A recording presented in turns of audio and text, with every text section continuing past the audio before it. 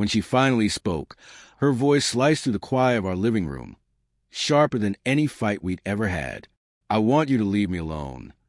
No shouting, no tears, just a flat, tired tone, as if she'd rehearsed it enough times to make it painless. I stood there waiting for the laugh, for her to take it back, but Olivia didn't. She turned away, her eyes glued to her phone, scrolling aimlessly through nothing. For years, I've been the one holding us together, planning dinners, starting conversations, trying to close the gap that kept growing between us. Every attempt felt like begging for affection from someone who had already checked out. That night, I didn't fall apart. I just stopped. I nodded, grabbed my jacket, and walked out. No words. No fight. The week that followed felt hollow. The apartment, once alive with laughter and late-night TV, became a museum of memories. I cooked for one, slept on my side. Her scent still lingered on the sheets. Every morning, I checked my phone, half expecting something, a text, a missed call, but nothing came. It wasn't that I still needed her. I just wanted to know that what we'd shared had meant something to her. By midweek, hope felt pointless. I threw myself into work, staying late, pretending to be busy, anything to avoid the emptiness waiting at home. Then Friday came. I was driving back when my phone buzzed with an unknown number. Normally, I'd ignore it, but this time I picked up. Ryan. A woman's voice, not Olivia's. Yeah, who's this? It's Megan. I work with Olivia. I'm not sure if you remember me. My grip tightened on the steering wheel. I remember. Is she okay? There was a pause, the kind that says more than words. She's fine, Megan finally said. I just thought you should know. She's been showing up to work looking drained. And today, she cried in the break room, said she made a mistake. For a second, I didn't know how to react. Part of me felt sorry for her. Another part felt nothing at all. Thanks for letting me know, I said quietly and ended the call. That night, I sat on the couch, staring at the same spot where she stood a week earlier, where she told me to leave her alone. And I realized that I finally had. But life never lets peace settle easily. Just as I started getting used to her absence, she came back. Sunday afternoon, the sound of a car door outside. Through the blinds, I saw her white sedan parked crooked in the driveway. When she stepped onto the porch, she looked like someone I barely recognized, hair messy, eyes swollen. She hesitated before knocking, as if unsure how to start. I opened the door before she could. She looked up, voice trembling. Ryan, can we talk? I wanted to say no, to ask her why now, after everything. But something in her tone softened me.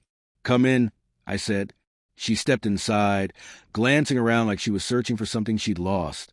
Maybe herself, maybe us. We sat in silence for a while. Then she finally said, I didn't mean what I said that night. I crossed my arms. Then why did you say it? Her voice cracked. Because I was angry at myself, not you.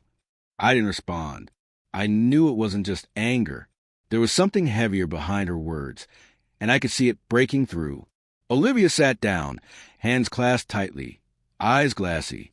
The silence between us was suffocating. When she finally spoke again, her voice was small, almost defeated. I met someone. No tears, no drama, just a quiet confession that shattered what little calm I had left. I didn't yell or flinch. I just asked when she hesitated. A few months ago, it wasn't serious. I just thought I needed space. He was there. That word, space. The polite way to say I was already gone. So why are you here now, Olivia? I asked. She stared at the floor. Her voice was barely a whisper. Because he doesn't love me. Not really, I said. That's when it hit me.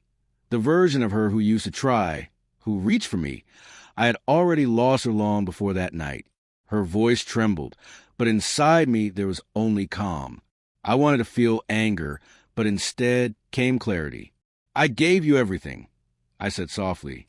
My time, my patience, my loyalty, and you traded all of it for attention from someone who never intended to stay. Tears slid down her cheeks. I made a mistake, she whispered. No, I said, standing. You made a choice. She covered her face and cried quietly.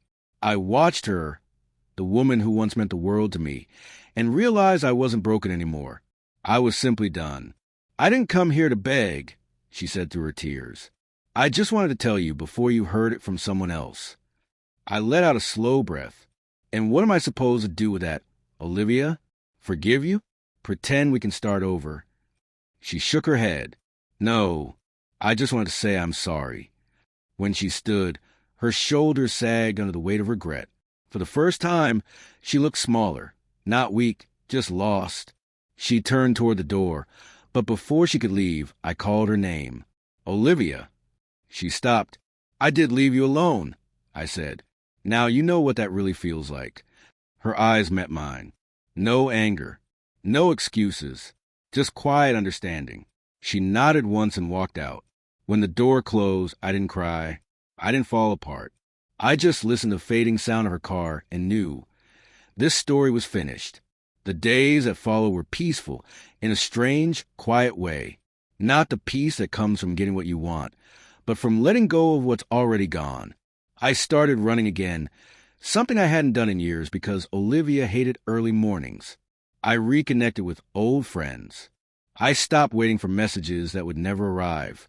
A week later, I got a text from Megan, the co-worker who had called before. Just thought you should know, she wrote. Olivia resigned, said she's leaving town for a while.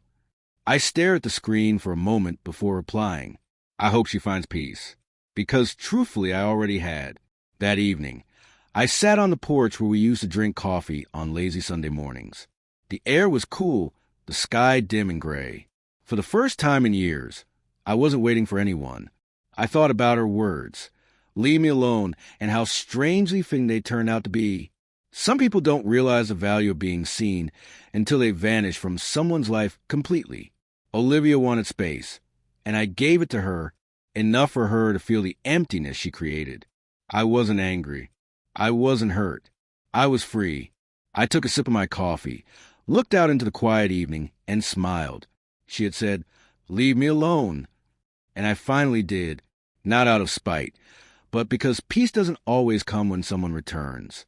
Sometimes it begins the moment they walk away.